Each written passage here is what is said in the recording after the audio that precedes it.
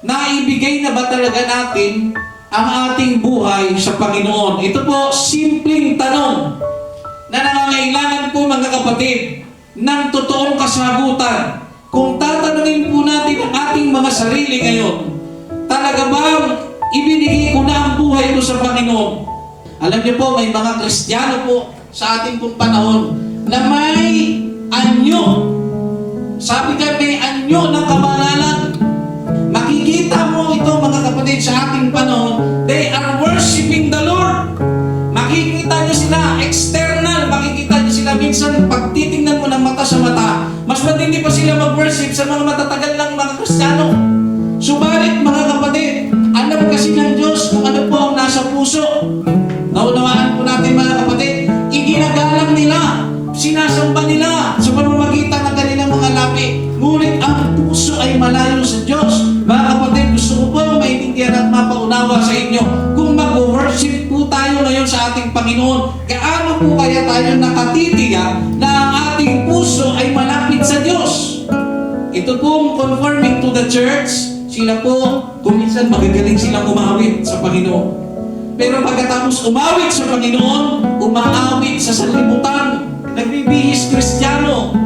Subalit, nagbibihis mga sanlibutan din sila mga kapatid. So hindi po nila kayang panindigan. Sa madaling salita, nag-aanyo.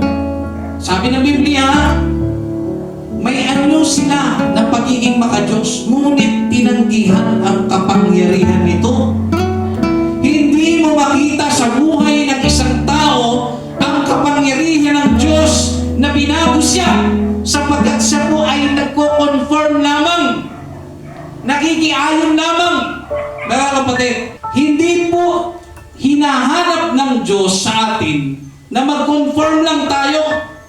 Ang gustong mangyari ng Panginoon, mag-transform tayo mga kapatid. Yung pagbabago, yung result mga kapatid ang hinahanap. Tandaan niyo po, conforming ay isang bagay na kung saan pabago-bago ka. Hindi ka stable, mga kapatid. Na kung kailan ka lang libre, di ba? Ako pinagsasalita mga kapatid sa talagang wala po talagang ginagawa buong buhay niya. Ha? Libre siya sa oras, libre siya sa lahat ng bagay, tapos alam niya ang aral, no? Hindi siya alam niyo, dadalo lang siya, dadalo lang siya sa gawain ng Panginoon kapag marami na, o kaya pagka libre na siya. Mga kapatid, sablay po itong ganitong klaseng ano. Kasi kung ikaw po ay talagang na-transform ka na, mga kapatid, ako po magsasalita sa inyo ng praktakaan na. Kapag na-transform ka na, dapat ang lahat ng iniisip mo, ang lahat ng concern mo, ay ang mga bagay na kung saan mabibigyan mo ng kapurihan ng Diyos. Mabibigyan mo ng kaluwalhatian ng Diyos. Mabibigyan mo ka ng kapurihan at kaluwalhatian ng Diyos kung na oras ng gawain, nagtutulog-tulog ka. Oras ng gawain, mga kapatid, makita ka sa galaan. Oras ka ng gawain, mga kapatid, makikita ka sa tungitan. Mga kapatid, hindi mo natutuwa ang Diyos sa ganito. And then sasabihin mo, Kristiyano ka, anak ka ng Panginoon. Mga kapatid, hindi po ganun yun.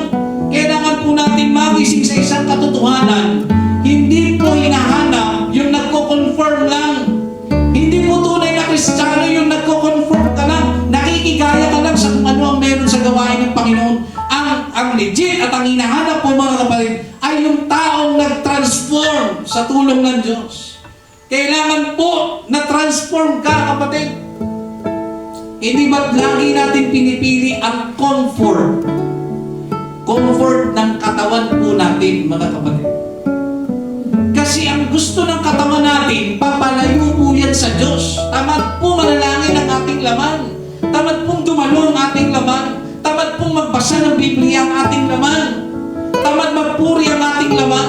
Pero kung iisipin natin maigi, mga kapatid, kung talagang ikaw ay binago ng Panginoon, makikita po ang resulta. Huwag po tayong maging sinungaling sa Panginoon. Dahil hindi po bahagi ng pagsisinungaling ang tinatawag na transformation. Wala pong transform na sinungaling. Wala pong transform, mga kapatid, na tamad sa gawain. Wala pong transform mga kapatid na kung saan ay hindi mo mautusan sa gawain ng Diyos. Wala pong transform mga kapatid na hindi nananalangin, hindi nagbabasa ng Biblia. Kung talagang you are transformed by God mga kapatid, lahat ng positivity makikita sa iyo. At hindi ka magdedepende mga kapatid sa kung ano nangyayari sa paligid mo, sa kung ano nangyayari sa kaibigan mo, sa kung ano nangyayari sa kapatiran mo. Lagi kang dependent sa kung ano ang pwedeng gawin ng Diyos sa iyo.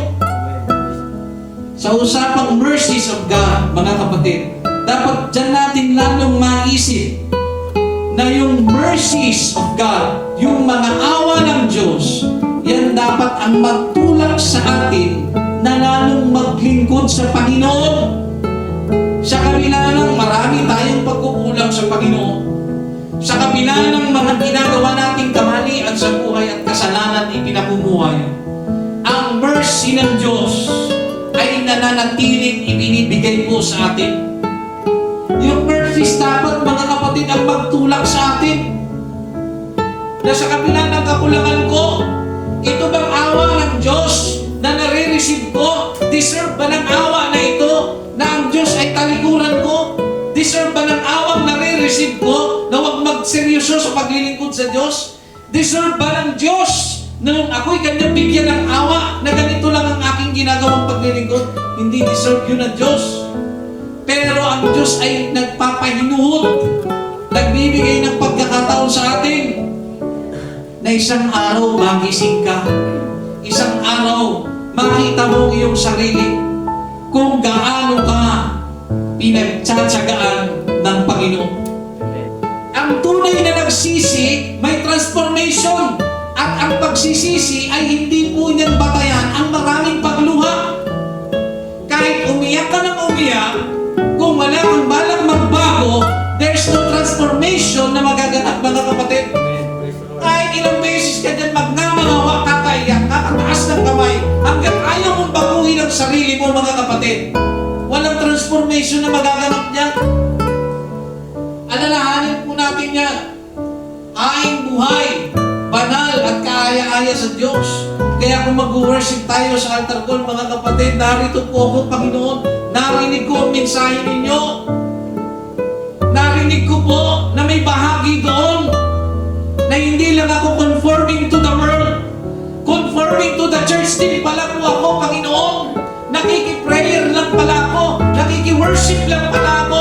Nakikibasa ng Biblia. Nakikinood, nakikipakinig ng salita ng Diyos, nakikisalamuha sa mga kapatiran, dumadalo sa kung ano-ano mang gawain, pero walang transformation sa buhay ko. Nagko-conform lang pala ako, Panginoon. Alam niyo mga kapatid, sayang ang paglilingkod kung puro conforming to the church lang ang ginagawa natin. Transformation ang kailangan mga kapatid. Huwag mangyari that you are conformed but not transformed.